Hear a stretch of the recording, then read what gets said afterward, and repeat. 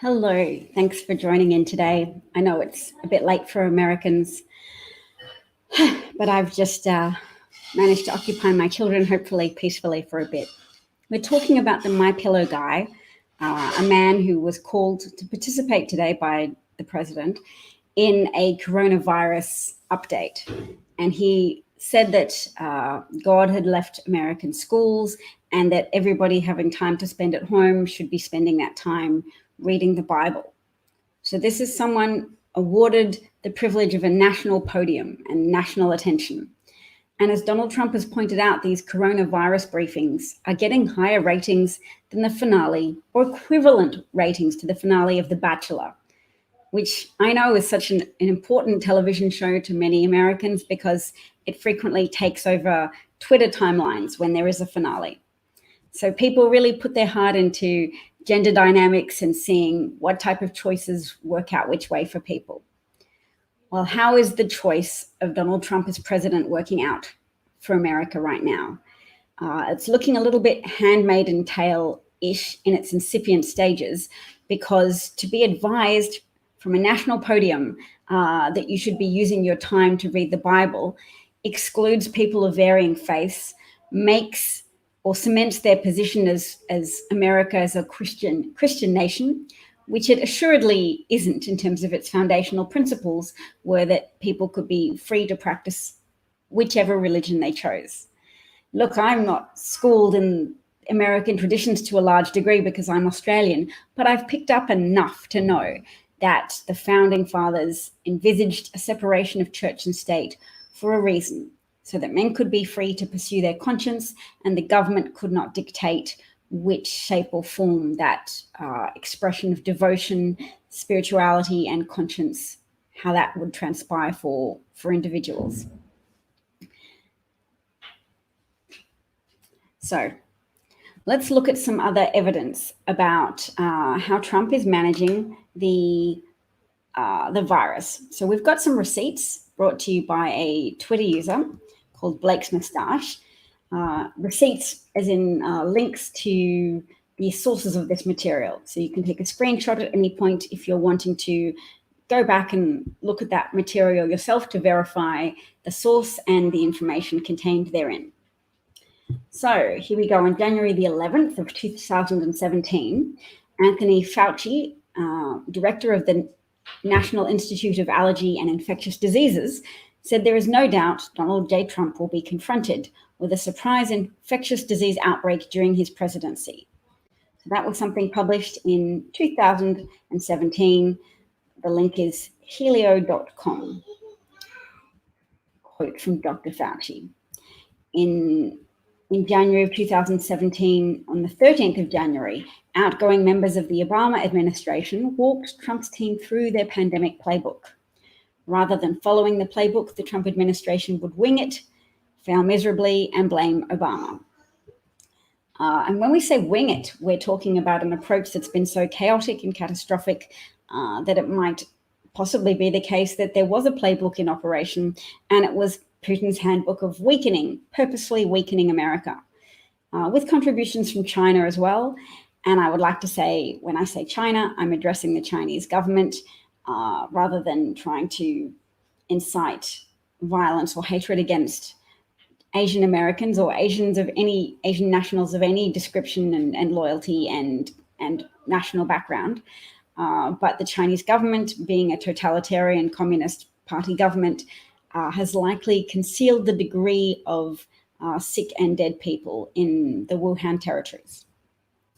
All right, so the link for that piece about before Obama's inauguration, the pandemic warning, is published in Politico.com with a headline of "Before Trump's Inauguration, a Warning, the Worst Influenza Pandemic." Would you like me to visit that? Because I could check that out briefly if you like. So no to that. All right. Trump's CDC in February of 2018 announced plans to cut its efforts to global pandemics by 80%, scaling back operations in the world's hotspots for emerging infectious diseases, including removing personnel from China. So that's 80% cut in the budgets for CDC to prevent global disease outbreak. Because yes, America did play a role in using its wealth and power and potency as a global superpower to help monitor the world for incidents of diseases that looked like likely candidates for further mass disease outbreaks.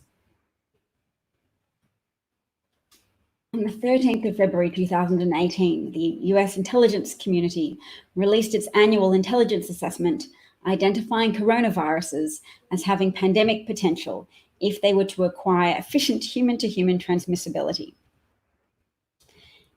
In May of 2018, John Bolton ended the National Security Council's pandemic unit and fired the National Security Council's pandemic expert, leaving the position vacant and never filling it.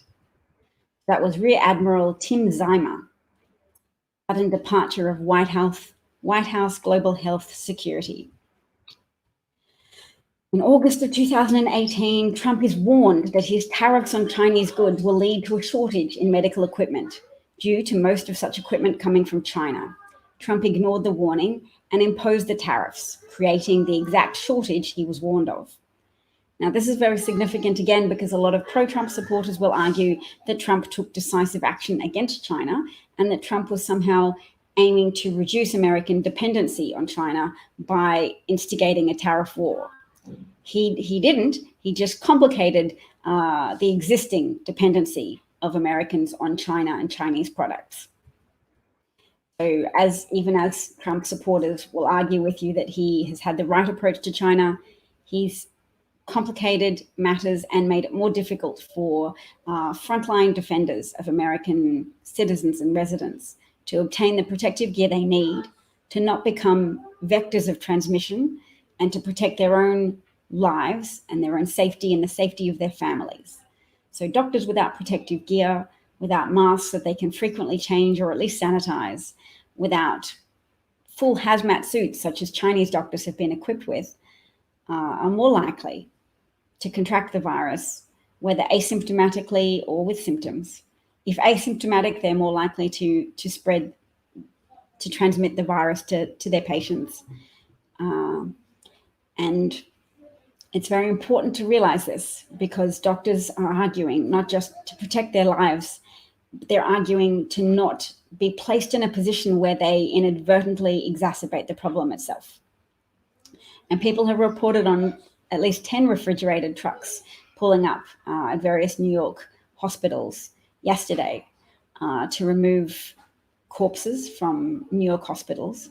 So it's to be hoped that when the virus has peaked in its outbreak, that there will be an antibody test made available and people might be able to return to work if they can demonstrate the presence of antibodies, so a degree of immunity potentially to the virus.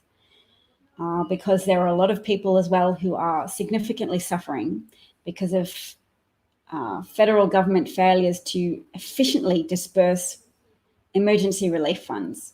And those funds need to be distributed because it's not just a division between Republican or Democrat. There is a division at the moment between people who can afford to stay home and people who are watching their last dollars dry up and haven't got funds to buy food or keep a roof over their heads. And that demarcation is very significant because which leaders will do the best job of taking care of those people? Democrats aren't in power and it's not as easy for them.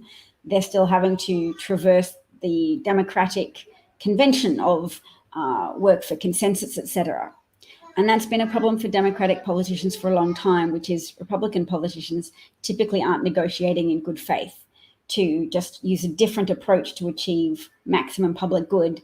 Their idea of what constitutes the public good has become so constricted to their donors that everybody else has become so dispensable to them that one consequence is a likely increased body count in red states as the disease transmission rate accelerates in those states because of lack of suppressive measures adopted by Republican governors who have decided to ingratiate themselves with Donald Trump by playing into his reality of understating the coronavirus. Yes, Pumpkin? You want to go that way? You want some more food? You just had lunch. You want to bake muffins? You just still have to wait a bit longer. I told you I'm on a broadcast. Baking muffins is for the afternoon. You can go ask your brother to set his timer for half an hour, but I'm not. Mummy's doing an important job. At least I think it's important. And I have still 13 viewers, baby girl, so people are listening to Mummy's message. And look, it doesn't matter to me that much how small or big this audience is. I'd prefer it to be bigger, but I also know I have to increase my professionalism and perhaps have these broadcasts on at a more regular time. But to me, it's very important to buttress our reality against the onslaught of Donald Trump's imposed fake reality. Sweetheart, you've lost a point. You're down to 9. You need not to get to 0 or muffins are cancelled, okay? Anyway, I thank you guys for being here. Still, let's return to the evidence. Tariffs introduced on Chinese goods, making it more difficult.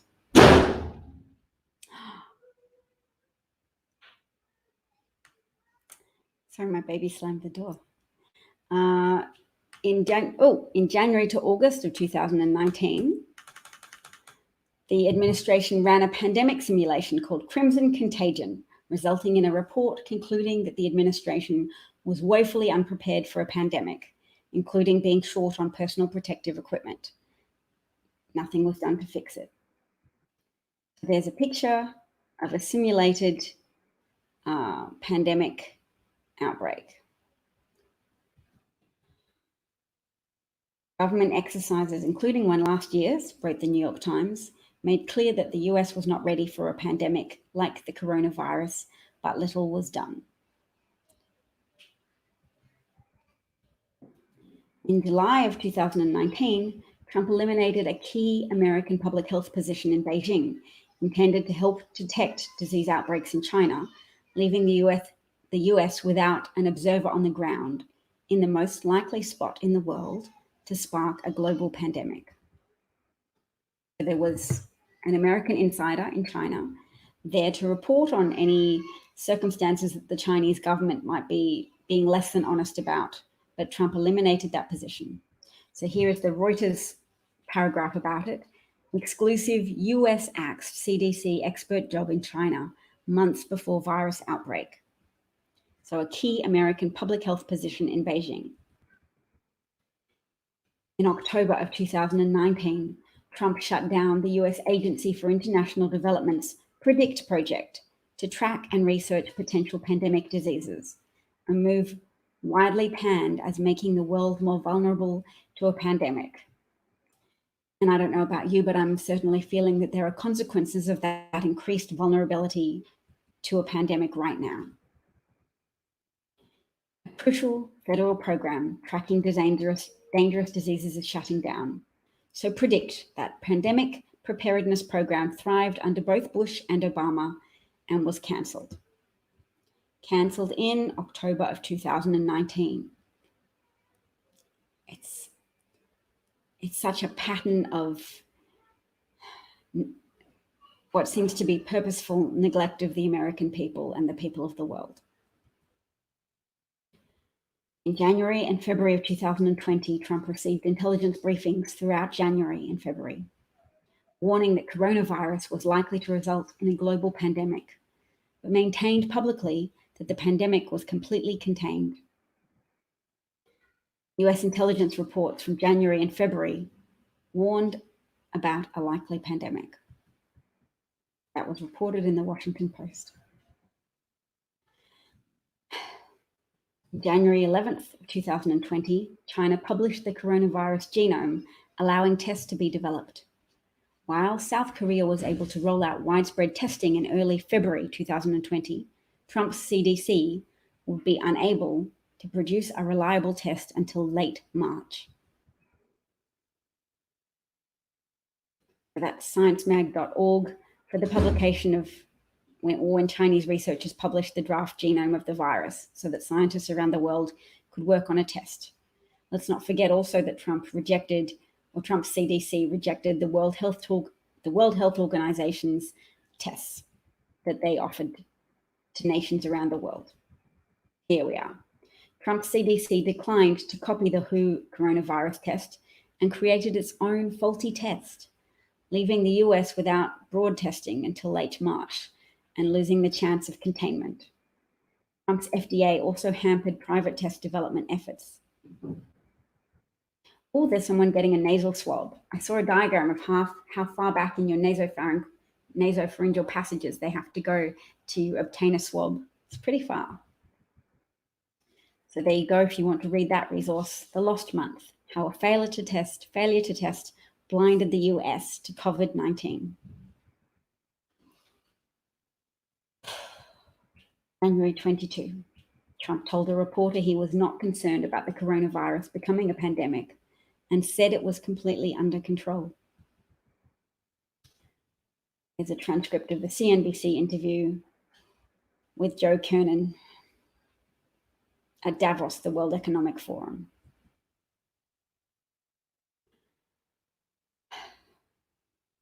Between January the 22nd and March the 10th, Trump repeatedly downplayed the seriousness of the global pandemic in public statements, conditioning the US population to not take it seriously.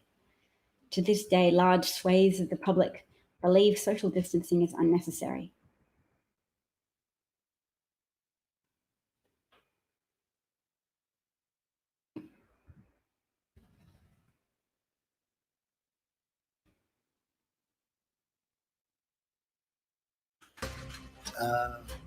You Americans.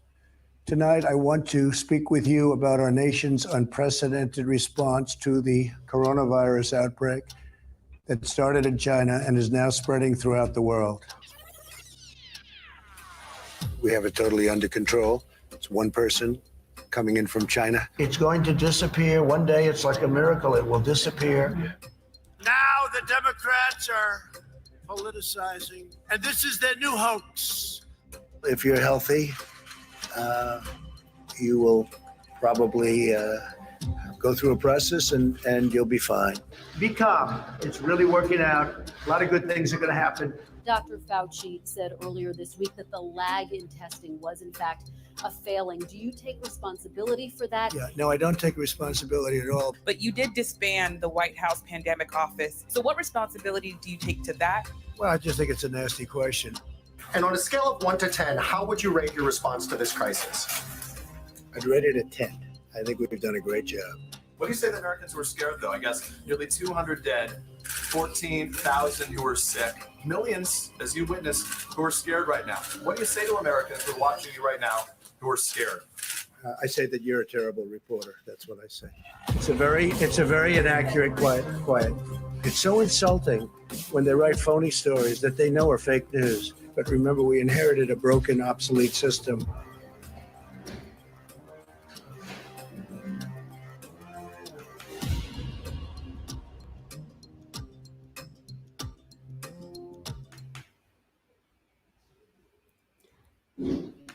Okay, that ad's grown on me. I didn't like the inclusion of Trump lying about inheriting a broken, obsolete system, but the music is powerful. It's powerful to rehear what it is he said in the context of how many sick people were becoming infected during that time, that he downplayed it. And to know that behind the scenes, he wasn't just downplaying it to the public, his actions were also in a context of not taking it seriously. He wasn't ordering additional protective gear for doctors. He wasn't ordering ventilators. He wasn't putting in place a structure to protect Americans if the virus escalated. So his words were matching his actions. When he said to everybody, it's nothing to worry about, he wasn't worried about it. He wasn't worrying about it. He was continuing to ignore all of the multitudes of warnings and continuing to fail Americans. And Americans need that protective equipment now. They need the orders placed months ago to be manifesting themselves now. And lives are being lost now because of that lack of protective equipment. I don't know if New York has yet reached their absolute ventilator capacity, but I know that they were close to it yesterday. So soon I will have to go and make muffins with my children but I'll just return briefly to that thread because I think we're close to the end of it.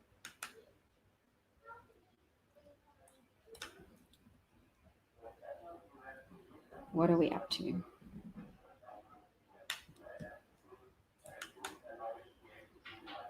Okay.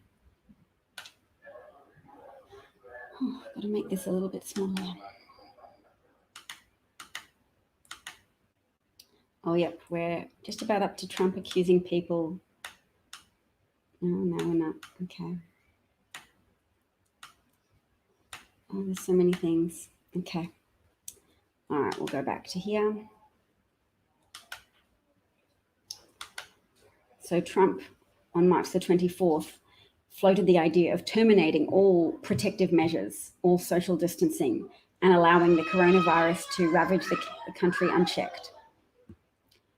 So he tweeted, Trump himself tweeted, that the mainstream media is the dominant force in trying to get me to keep our country closed as long as possible, in the hope that it will be detrimental to my election success. The real people want to get back to work ASAP. We will be stronger than ever before. Now, the truth is that, yes, many real people were and are suffering. Oh, sweetheart, that organize to take turns. Organize to take turns. So maybe set your timer for 1 minute, darling, and then your sister can have a turn after 1 minute, or do you think 2? So the real people want to get back to work. The real people need efficiently delivered relief. It's true, because the economy is a two-part economy at this point in time. In this context, people who can safely work from home and people who are forced to stay at home but have lost their income.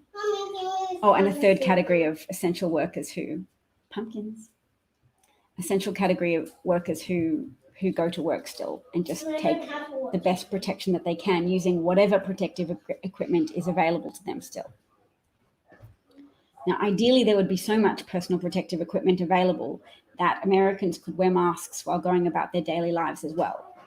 But in the absence of a functioning, helpful federal government, people could fashion their own masks, perhaps using instructions from the internet, to wear if they absolutely have to leave the house for a medical appointment that they can't conduct via telehealth, or to obtain supplies, because that would still potentially help to reduce the transmission, if not through reducing airborne contamination, potentially just through reminding people to keep their distance. We are creatures of psychology, and we respond to visual cues that remind us of what's happening outside our immediate visual field.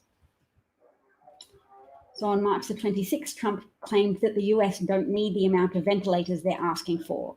He said in an interview, I think with Hannity, at a major hospital, sometimes they'll have 2 ventilators. All of a sudden they're saying, can we order 30,000? He said, I don't believe you need 40,000 or 30,000. So he's undermining people's trust in governors who are being proactive in looking at the curve, listening to scientists, doctors, epidemiologists saying it's predicted that at the rate of increase, I mean, there's lots of variables. How well does the public adopt and conform to the suppressive measures organized by their governors?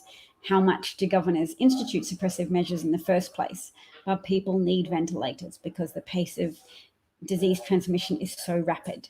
This disease lies dormant in so many, or is asymptomatic, meaning without symptoms in so many, that a significant proportion of disease transmission is being conducted by people who look fine and feel fine, which is why South Korea succeeded in reducing the rate of transmission, because they tested everyone.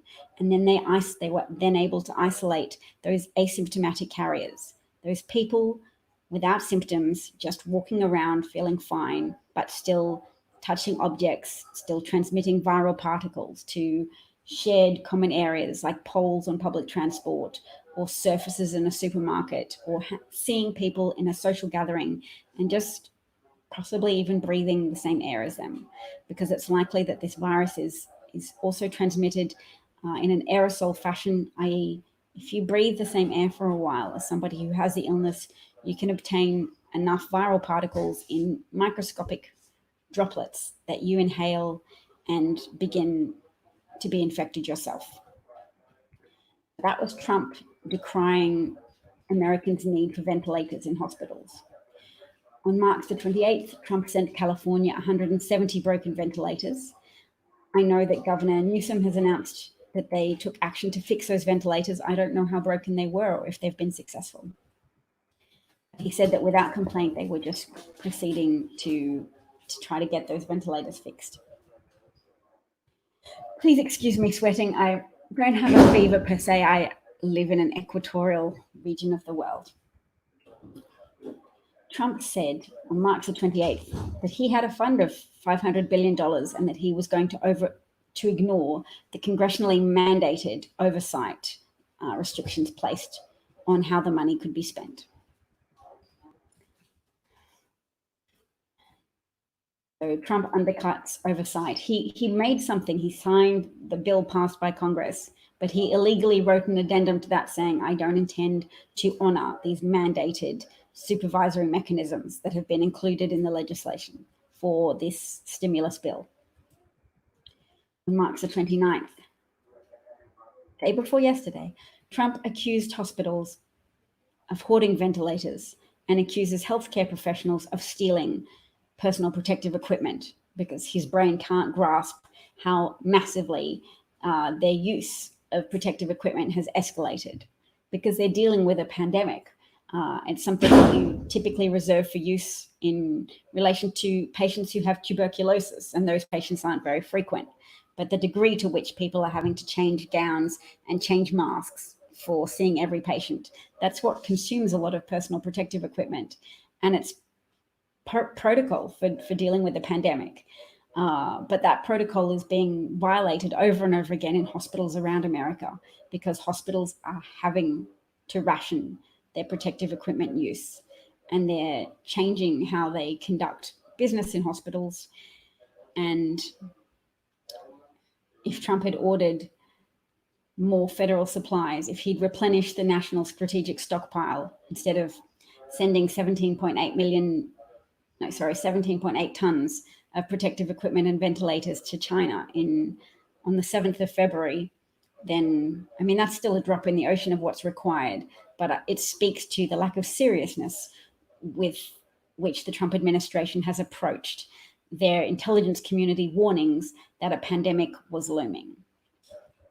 So we know that Trump got rid of some of the mechanisms of his capacity to be warned by eliminating that position of public health official, American public health official in Beijing, by cutting the CDC's budget for addressing global health outbreaks, and cutting, the Pandemic Investigative Unit? We'll go back and find that soon. Here we go, rural governors. On March the 30th, 2020, rural state governors informed Trump they still lack tests and medical supplies.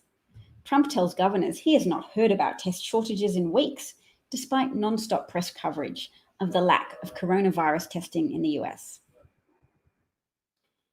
So there you go, rural state governors. How are they going? I'll read that article later because I'm concerned about rural state governors. It's an interesting toss-up. Would you rather be in a rural state where your governor is not adequately putting suppressive measures in place, but Trump may give your state more requested supplies than he may supply New York with? Or would you rather be in New York where there's a significant amount of international travel and consequently disease transmission, but at least your governor is taking appropriate steps to lock things down? And your answer to that depends on your income level as well, I suppose, because it depends on the availability of help. And here we come to a problem that we can all help with without even financially contributing. We can do that too. If you've benefited from Trump tax cuts, or if you have a small amount of money to spare, it can be sent to mutual aid societies, charitable organizations that will dispense cash money, which is needed, to vulnerable people who have lost their jobs and cannot leave their homes easily, because there's lockdown measures in place to prevent people from dying, but we don't want people to die of starvation or poverty or homelessness, because being exposed to the outdoors, if you lose your home, if if you're evicted, or if you can still stay in your home and not pay rent, but you can't buy groceries because your income stream has completely gone. Your tips have gone, your hourly rate has gone. And the federal government's promising you a check at some point down the road, but you need money now. Those people are suffering significantly, and it's an under-discussed issue. So we can discuss that issue, and we can at least help people get over the emotional obstacle of not wanting to ask for help, because it's a very American thing to associate asking for help with shame. There's a lot of cult of individualism in the US. I don't need to call it a cult. It's an approach. There might be some advantages to it, but the disadvantage is many Americans are emotionally conditioned to not seek help when they need it, to think, I have to be independent, I have to be able to provide for my family entirely by my own efforts, and that there's so much shame, internalized shame associated with any situation that requires asking for help.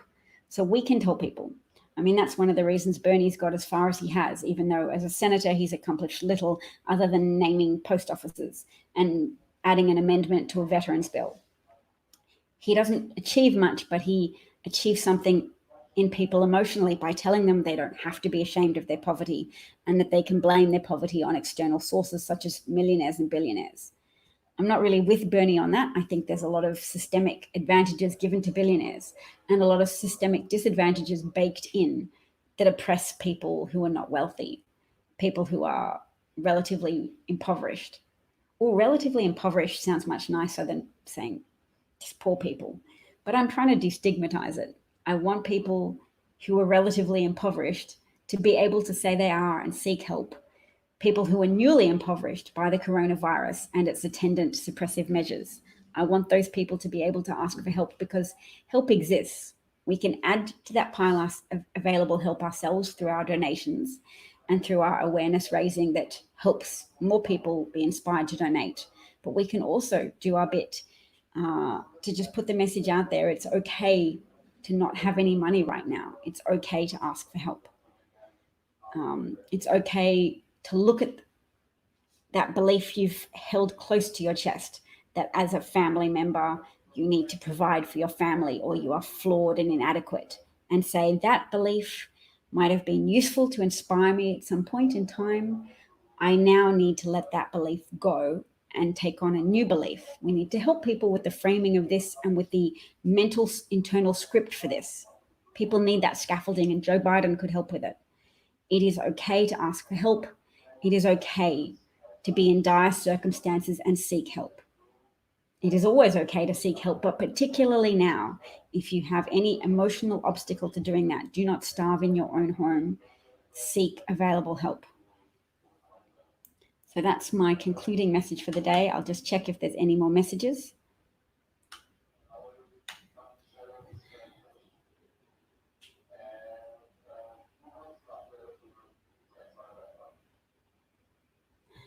So Enlighten Up made the point that Nancy said we're still going to do oversight.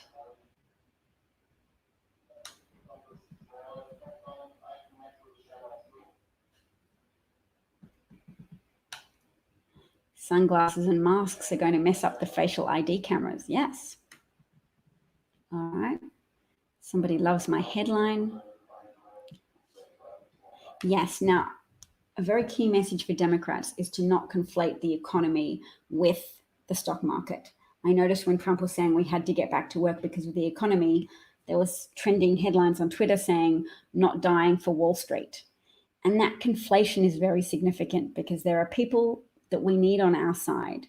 There are people buying a Trump framing of things as every educated person earning a reasonable income is their enemy and their impediment to success and prosperity. They hate the meritocracy. There's a lot of resentment and aggression towards it. And you can see that in the way Trump goons lie to people. The problem isn't just the lies. The problem is they're taking advantage of a framing that fits into people's pre-existing resentment and hatred. Because lies are like water off a duck's back, unless vulnerable people have an emotional susceptibility to that argument. If they have a pre-existing perception that there's truth to that because they've been oppressed and they've been held down. So anybody who has a resentment of of college education, college educated people. And a lot of Trump supporters are wealthy middle class or wealthy Americans without a college, wealthy middle class white Americans without a college degree.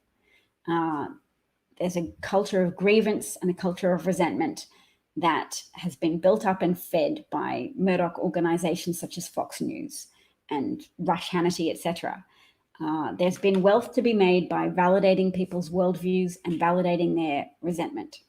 So it's not just their racism, it's their hatred of education, their hatred and suspicion of education.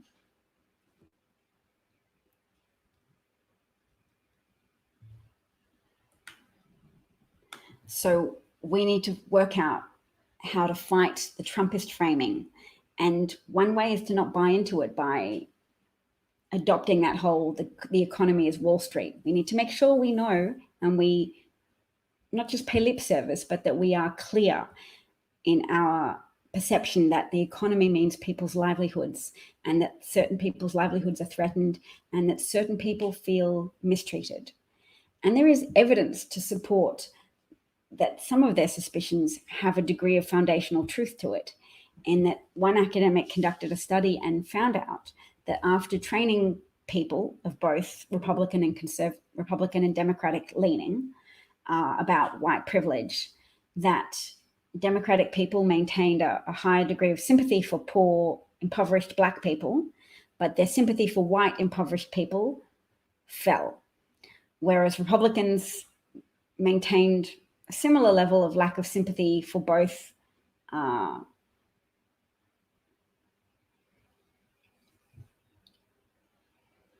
I need that study again. I need to find that study in that particular graph. I just remember, at least the finding of consequence that I remember is that white people of a progressive bent lost sympathy for impoverished white people.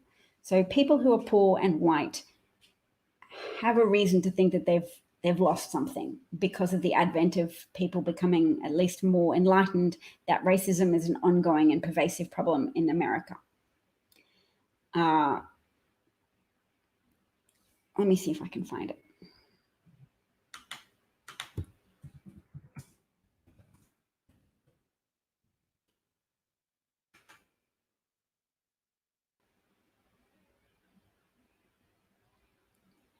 Okay.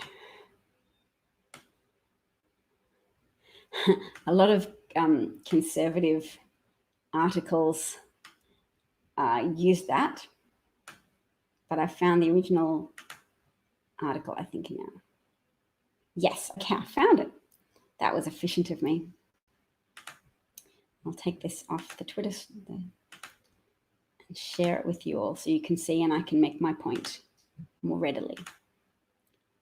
Okay, so I'm going directly to this website called researchgate.net publications.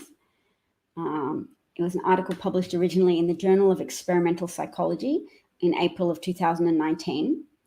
It says complex intersections of race and class among social liberals, i.e. progressively minded people or Democrats, often Democrats, learning about white privilege reduces sympathy, increases blame, and decreases external attributions for white people struggling with poverty.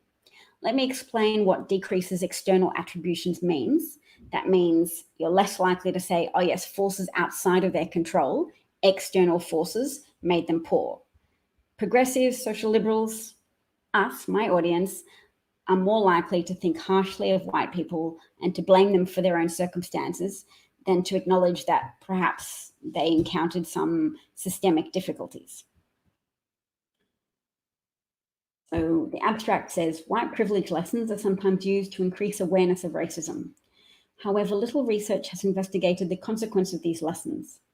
Across 2 studies, we hypothesized that white privilege lessons may both highlight structural privilege based on race and simultaneously decrease sympathy for other challenges some white people endure. Oh, did you ask your brother to set his timer? You can ask him to set it for 2 more minutes because I'm nearly at the end. 2 minutes. White privilege lessons may increase beliefs that poor white people have failed to take advantage of their racial privilege, leading to negative social evaluations. So I can't see the full text of that without requesting it at the moment, but that's okay. Now I've got the author of the study. I can see the Vox article she wrote as well. Erin Cooley.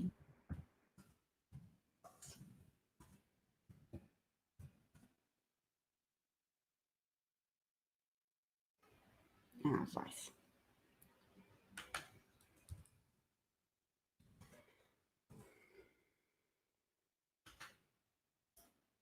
Okay, so we'll just get rid of that.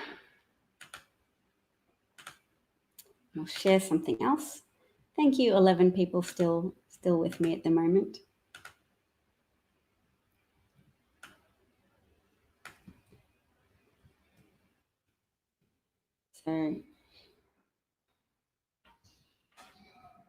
So she is a white, oh, have I shared that? Can you see? You might be able to see. She's a white college professor who studies racism. She married a white man who grew up poor. Given a career focused on race, she was fixated on the privileges of being a white man. She couldn't stop herself from mentioning that white male poverty wasn't exactly the worst injustice out there. So basically, this is the origin story of Bernie Sanders. Bernie Sanders hasn't really done anything for Black people and civil rights, that movement, since protesting as a young man. But he leans on that reputation, but most of his actual career has been about drawing attention to white working class poverty. So yes, poor white men can certainly, as she points out, hide being poor more than Black people can hide being Black. And there are plenty of systemic barriers that white working class people are unlikely to face. Wow, her white working class fiance made his way up to being a successful professor, but she didn't have empathy. Now, empathy is difficult to quantify, but it's important. When people can feel that as a class or as a class grouping, they are losing sympathy, that means they've got less money in a GoFundMe account. Their stories attract less media attention. Their narrative is less appealing. They have lost the sympathy of the public. So recent polls suggest that Liberals perceive racism to be a bigger problem than Conservatives. And we're right, it is. But the existence of Bernie Sanders needs to remind us, and just the existence of working class people who do struggle, who have lost sympathy, that it's a real thing, that we can't just dismiss the problems of the working class. People who are Black encounter many more problems and have encountered systemic disadvantage that has excluded them from opportunities to generate wealth. But the existence of one significant problem doesn't exclude the existence of other problems that are also important, even if not as extensive.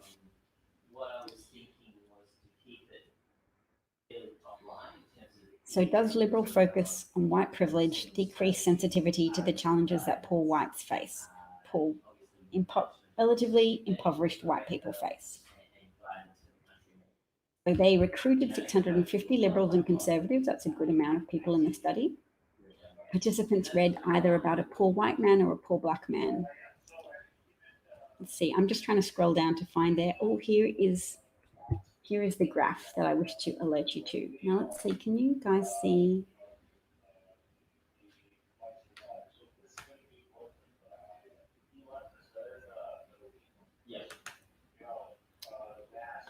So here we go. Social conservatives are the line over here. So if they have a white privilege lesson, they are unsympathetic to both Black poor people and white people.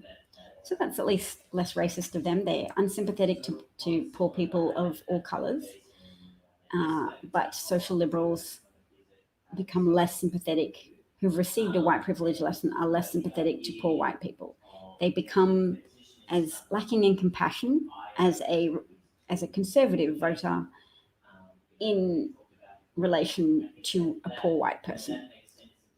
So their sympathy rises for a poor, or they still have high sympathy. Look, the sympathy on the left graph and the right graph of the social liberal sympathy for black poor people is a similar level in the left and the right graph.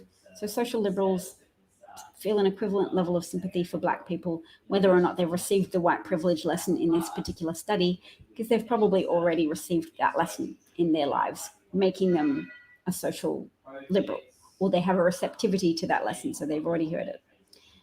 But here, when they've had no white privilege lesson, they are also sympathetic, equally sympathetic for a poor white person. So the change between the left graph and the right graph is just that social liberals lose sympathy for impoverished white people.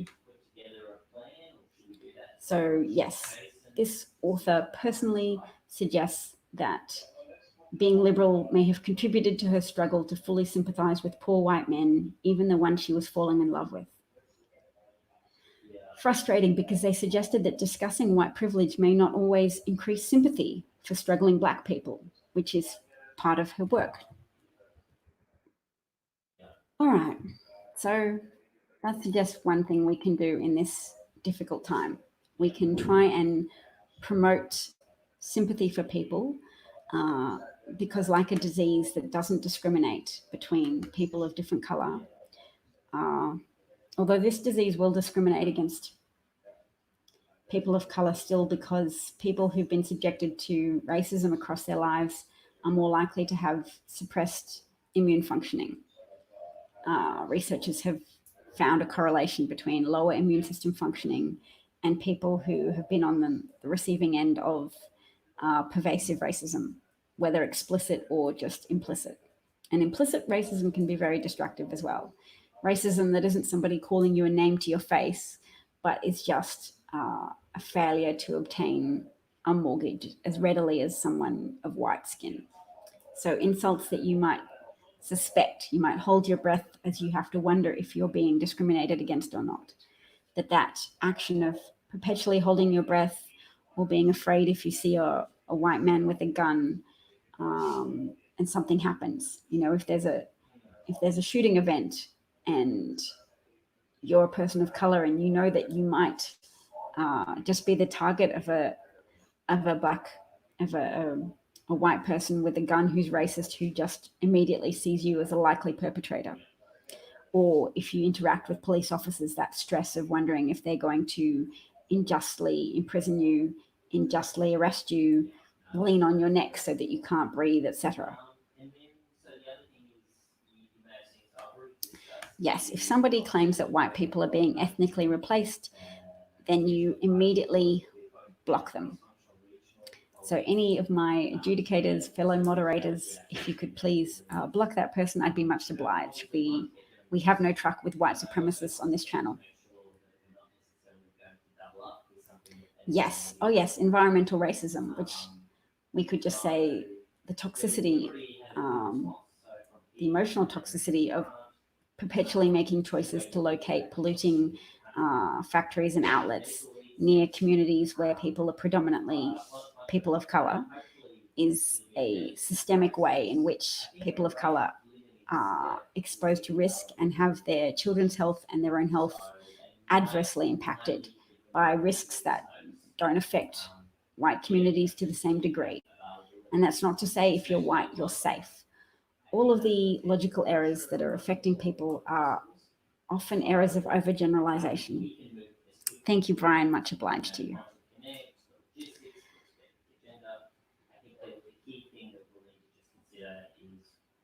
Yes, know that phrase, ethnically replaced. Now everybody needs to know that's a white supremacist perennial favorite catchphrase. It's derived from their worldview that if a white person intermarries with a person of color, that the resulting skin color of their children is equivalent to a death in the family, that the whiteness has been eliminated because you have children with caramel colored skin.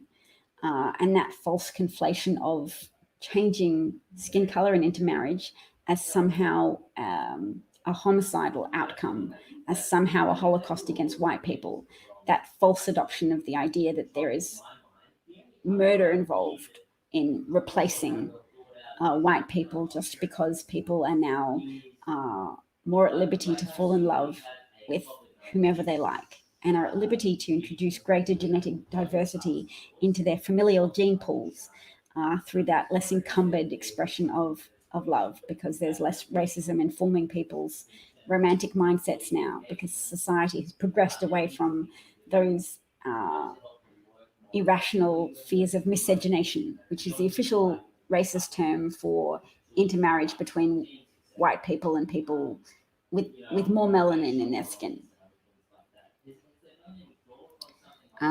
Somebody asks, what is My Pillow? My Pillow is a type of pillow produced by a man who is a fervent Trump supporter, who was given a microphone and a platform yesterday at the podium for a coronavirus briefing, who said, oh, it is that, you're right, so it's muffin time, isn't it? I'll say muffin time to everybody. Do you want to wave goodbye? That's good. Yes, and that My Pillow man encouraged everybody to use their time at home to read a Bible. And that's why I'm arguing that separation between church and state has been part of the factors that have endangered the American people and continue to endanger them at this point in time. So thank you so much. Yes, My Pillow advertises ad nauseum on Fox, so they're people propping up the disinformation channel of Fox News that has harmed so many Americans by encouraging them to not take the coronavirus seriously, to not comply with directives from scientists and health professionals, and is placing an increasing amount of people in physical danger, as well as jeopardizing the running of America's hospital systems in red states. Because as those states get overwhelmed with cases of COVID-19, your hospital systems get closer and closer to collapse. Thanks, Brian. Thanks, Julie. Thanks, everyone, for your time and attention. Please go out and spread truth, counter misinformation, but also encourage compassion and love for people in red states, even for Trump voters. They need to be encouraged to do the right thing, because if they don't comply with health directives, they are placing other innocent people in jeopardy as well. And they're potentially contributing to the deaths of healthcare workers, as well as to the avoidable deaths of people who need medical treatment for reasons other than COVID-19, who will not be able to obtain hospital resources or hospital treatment once hospitals in rural America have collapsed, as they are likely to do during April. Thanks, everybody. Take care, and all the best till next we speak.